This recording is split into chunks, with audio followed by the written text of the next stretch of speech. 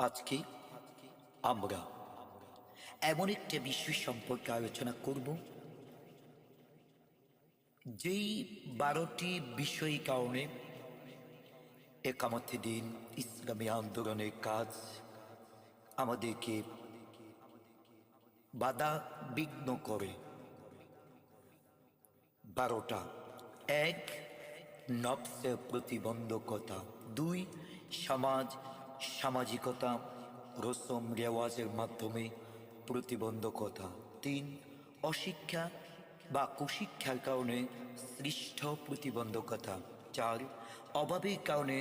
সৃষ্ট প্রতিবন্ধকতা; 5, ভয়ের মাধ্যমে প্রতিবন্ধকতা; 6, সম্পদ, স্ত্রী, সন্তানের, পরিবারের মাধ্যমে প্রতিবন্ধকতা; 7, ইসলামী পণ্ডিত কর্তৃক প্রতিবন্ধকতা; 8,